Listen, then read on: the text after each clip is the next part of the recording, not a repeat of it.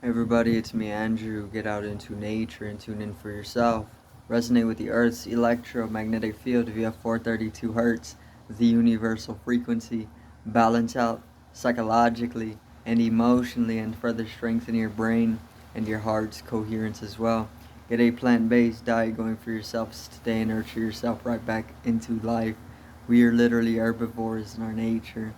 Further balance out your physical body's pH level and to get with alkalinity.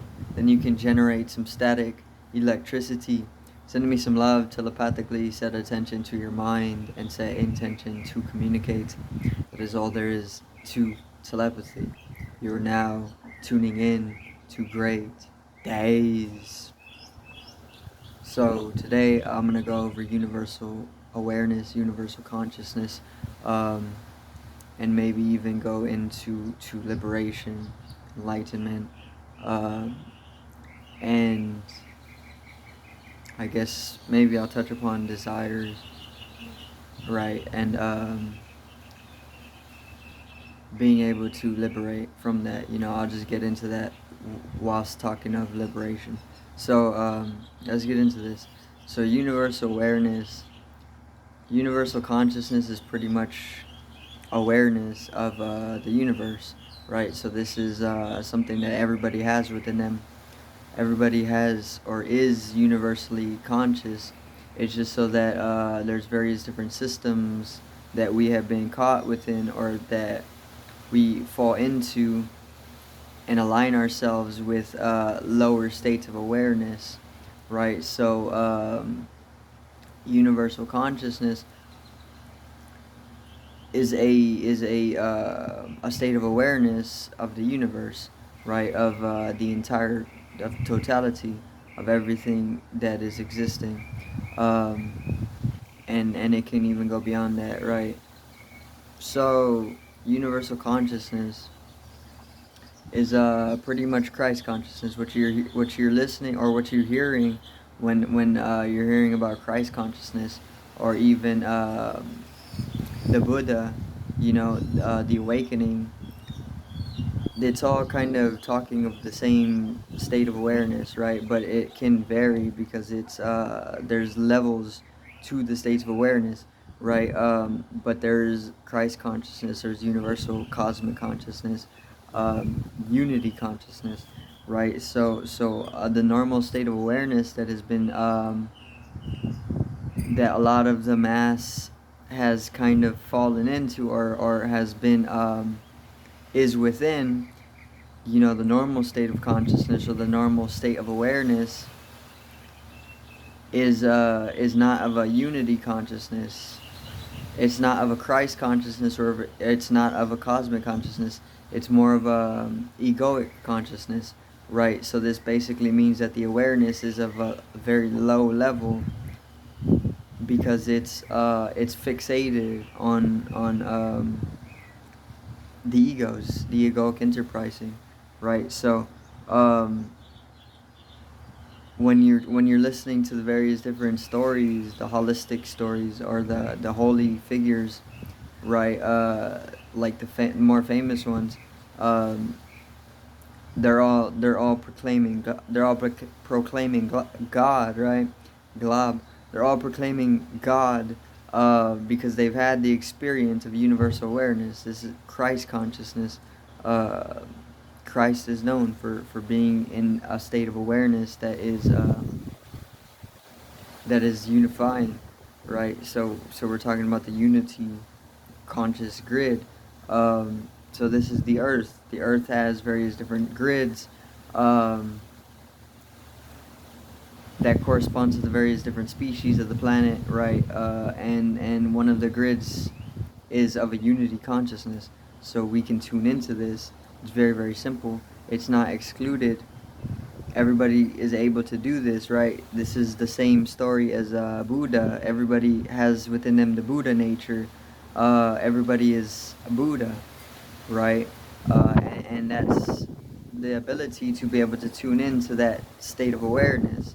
So you can tune into that state of awareness. It's just that you got to align yourself with it, kind of like a radio, right? Like a radio station, you have to tune it in order to get a specific channel so that you can get a visual or get an audio, right?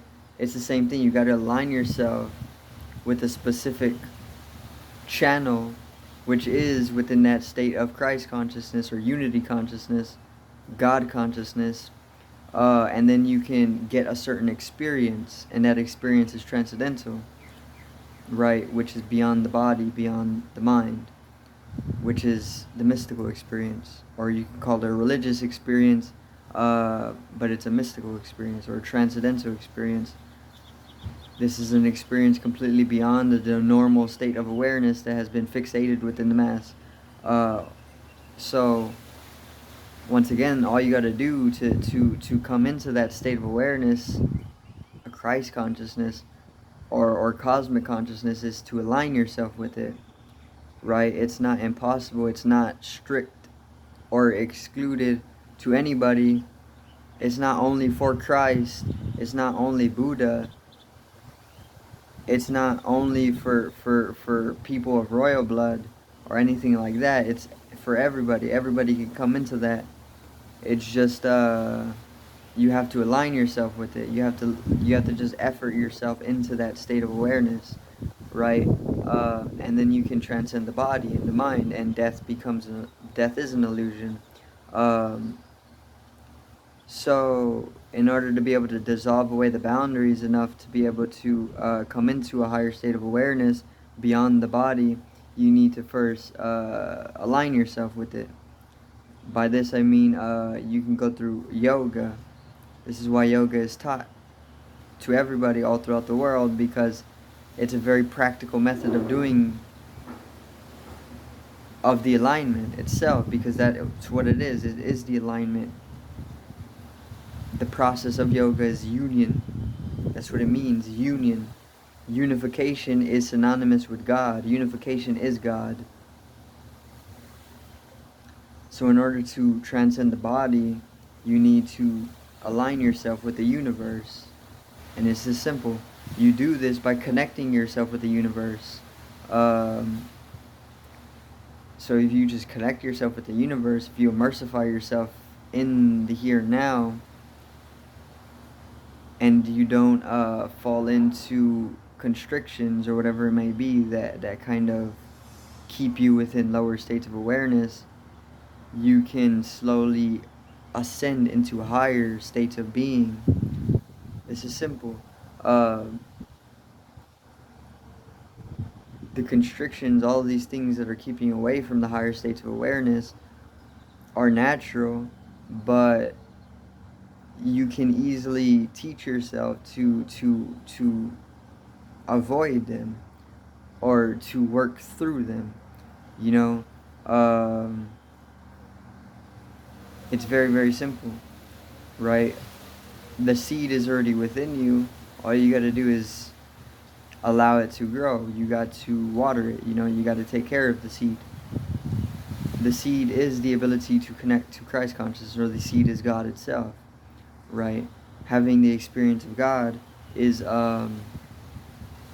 completely transcendental. It doesn't have to be totally transcendental, but it most definitely will end up leading to the transcendence itself, because that's God, right?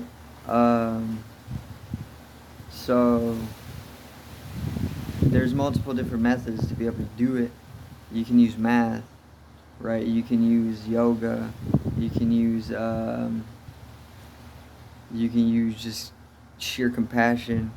You can use literally every method. Every way is going to lead you there, because that's where everybody is going, right? There's just ways that are going to take you there faster.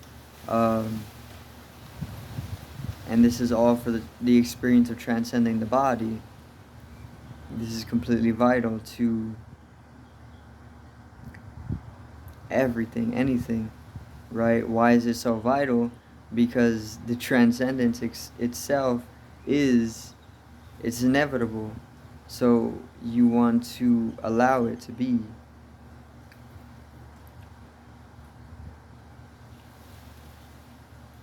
Falling into the fixation is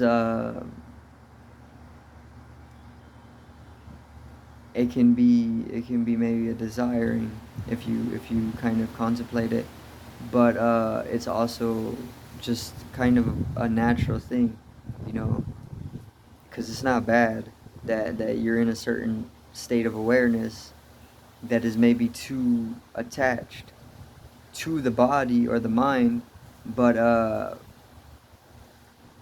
it's definitely something that can easily be transcended, which when it is transcended, you're actually coming back into the state of center.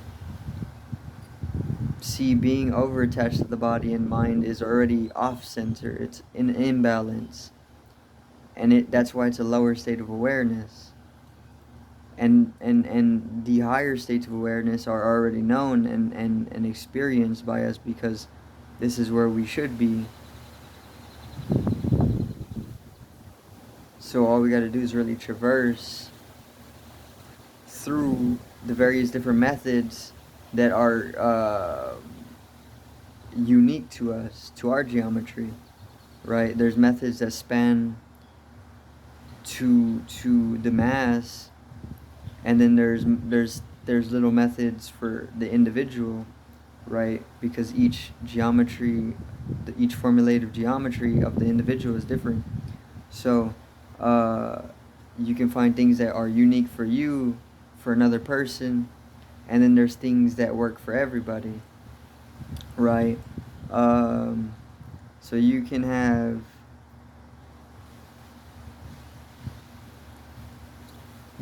the transcendental experience. This is the experience of death, to die before you actually die.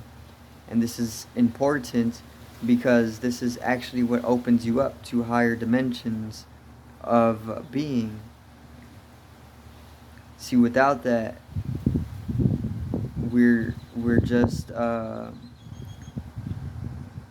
we're in a non-fluctuating state, and that means that we're overstatic. So we need to bring in kinetic energy. We need kinesis, right, in order to be able to break into higher dimensions or higher states of awareness. This is what is that's the most important thing. It happens of itself, but you can also provide effort, you know. It's just however you want to do it. You're gonna die anyway, and the death itself is the transcendental experience. So it happens inevitably, but you can die before you actually die. So you can die, and then you can die again, and you can die again, and you can keep dying. And if you become a master at dying, then death ceases to be an event. And that's why it doesn't exist. That's when you're able to transcend into other lifetimes, do things beyond the fixated, right? The ego, the body. You are not the body, you're not the mind, you're not any of the bull that comes with it. These are just small states of awareness that we have been overly attached ourselves with. You can get beyond that into higher dimensions, and these higher dimensions are where you are existing in multiple forms, all simultaneously. There's no future and there's no past. It's just all happening at one or in one moment, all happening right now. All the conceptualities of a past and future or anything like this are just projections from this eternal now, from this eternal moment. See, when I can think about the future and I can think about the past, but the past and future aren't actually happening. I'm just thinking about them. The thought doesn't exist. The thought is like a software. The software is just it's not it's an illusion. Conceptions are an illusion. Right? So you can get entangled in that, right? You can get entangled in those projections, like projecting an insecurity. You can get entangled in that, but the insecurity is just something that you've stirred yourself up in, or the insecurity is just a thought. The thought isn't actually existing, doesn't exist, but you're entangling yourself into thought, right? So things like this, the projections, you can get entangled in them, because you're desiring a certain thing, right? Let's say you have food at 6 o'clock. It's 12 o'clock, right? This is also why time doesn't exist. Time doesn't exist. It's a mental construct created to control, keep a organization of things. But the clock is circular for a reason, because it is depicting segmentation of holiness, which holiness is just one here and now, right? All the times and everything the tool of the clock is doing for us is just to organize things, right? But it's just a construct. Everything of the clock is a concept, so it doesn't exist. It only exists in the collective mind, right? We're all agreeing together that the clock is existing, so that we can all follow it as a tool, like a navigational tool for specific dimensional exploration, right? Within the void, or within space without time, until there was time, until we created it conceptually, until we conceptualized it. So we're all just agreeing that the clock is existing, but if you were to get rid of all the clocks in the world, time would cease to exist. There would be no time at that point. If you get rid of the numbers up on your phone, then a week later you're gonna end up forgetting about the numbers themselves, right? If you were to get rid of all of them. So it's only because we're all collectively agreeing that the concept of time is actualized, that it is able to be sustained, and we're able to use it as a navigational tool, right? Um, so so time is a concept, it doesn't exist, and same, just as time doesn't exist, the past and the future don't exist, and any time that you're getting entangled in the projections of the future and the past, you're just getting caught up in a desire which is arising in the here and now, right? So once again, if you have food at 6 p.m., then let's say you get a little bit hungry right now. I start thinking about my food later, and I start entangling myself in that desire, and then I kind of just like fall into a type of lacking, or a type of craving, or not only a craving, but a type of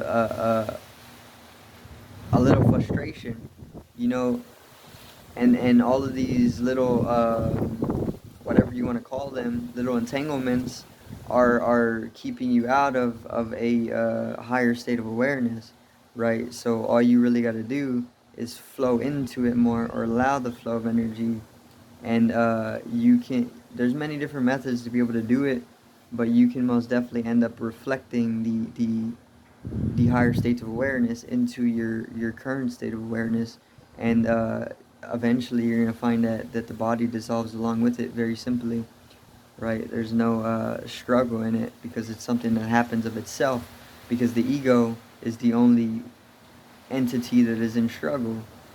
Without the ego, there is no struggle.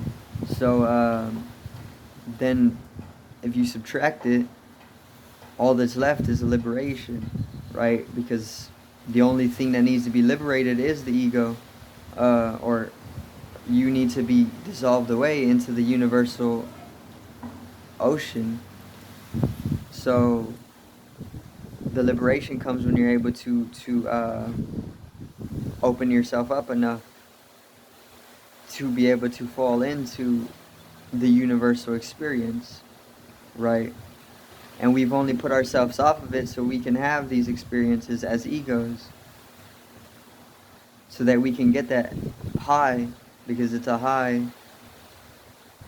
beyond any substance or beyond any experience. Substances can give you this high. Psychedelics can give you this high, or the high, or the experience of dissolving into the universal.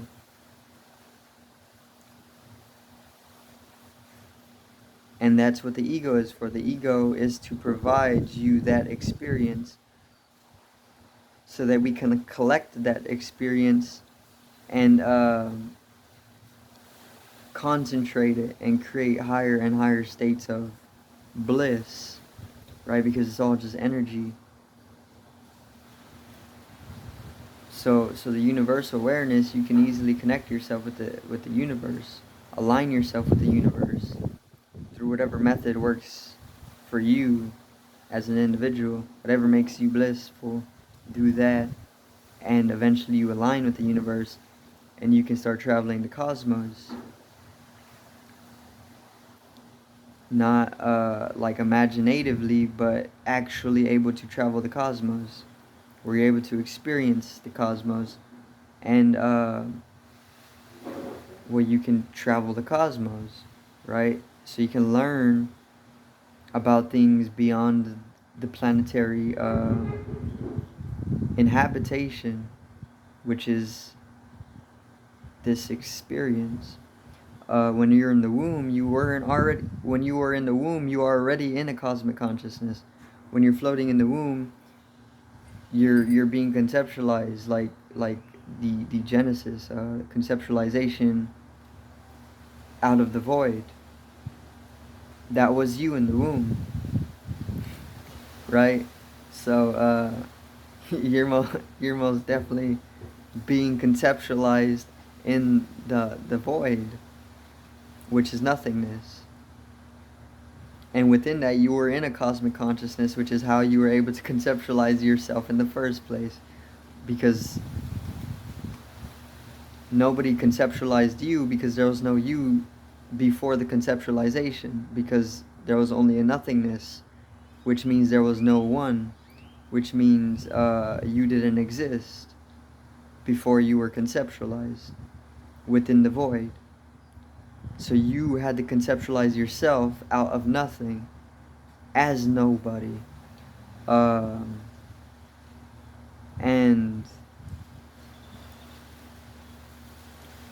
in order to do that, you had to have been in a universal consciousness, or even beyond that consciousness, toroidal consciousness, or universal, whatever you want to call it, right?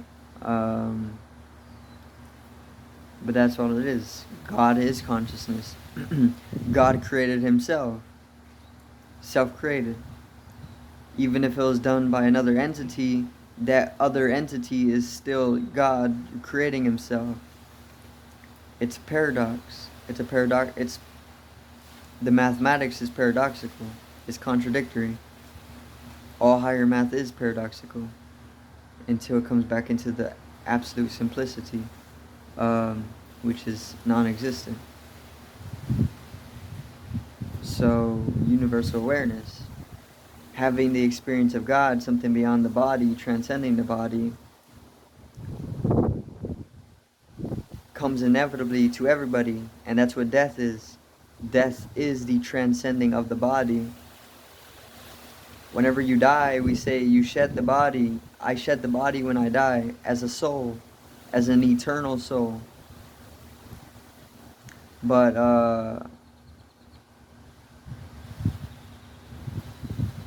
you can die before you actually die. So that means you can have multiple deaths. If you have multiple deaths, then that means the conceptualization of death and the agreed whatever is misconceived. So death has been misconceived. Death doesn't exist, and we misunderstand what death is. It's just a transformation. It's a process of transformation. It's energy in transformation. The energy doesn't die. It never dies. So it's just a shifting into a higher state of awareness. But since that's all it is, you can do that before you actually have that experience, right? And you can do that while you're alive. You can do that in the peak of your life. You can die before you actually die, right? You can do this in multiple methods as well. The whole process of aligning yourself with the universe is going to involve the death of who you have conceptualized yourself to be, the death of the ego, which is the conceptualization, the self-identity, who you have identified yourself to be. Once you destroy that, all that's left is the universe, one being, and then from one being, no being, and non-existence. You can die. And that's what allows you to come into an eternal life, beyond the current lifetime, into multiple lifetimes. And that's needed in order to really live on a very deeper level, beyond a triviality, or beyond a fixation, or maybe even a desiring, right? Which desiring is here to bring you out of the kingship or the kingdom. The sovereignty is found within you, right? You're a god. You're a goddess. That's sovereignty. You can tap into that. Everybody has that. That's what Buddha is. Everybody has the Buddha nature, the sovereignty within them. But it's just that you have you're conflicting yourself out of that. You're telling yourself you're not sovereign, or you're telling yourself that you're trash, or you're telling yourself something stupid. But all those are just identifications. You're identifying yourself with something that is not actually who you are. Who you are is this organism here and now, beyond the projectional insecurities that you can entangle yourself in, which is also just a misconcept, right? So whenever you're desiring, you're desiring. The sire is the king, right? The God. So when you're desiring, you're throwing yourself out of it. Not that you should not desire, but you can mold yourself into a state which is non-desiring, just being. When you're just being, you're just being. You're not doing anything, so you can't desire. And that's within the space. That's within the thought, between the thoughts, between the heartbeat, between the breath. There's just a vast space. Like between the atoms, the atomic mass, there's an infinite space, right? More vast than the space between planets, planetary bodies, right? So between the breath, between the heartbeat, between the thought, there's the same space, that vast space. And within that, there's nothingness, or it is nothing. And within that is being, where no desire exists. And that's where you can tap into well springs of energy, pure energy, right? And that's where the power is. That's where beyond power is. Because power is conceptual. So if you come into that state of being, if you just shift your awareness, then you can liberate yourself into universal consciousness. So that's going to be it for today's video. I do thank everybody for watching. Once again, peace out, one love, and have a great evening.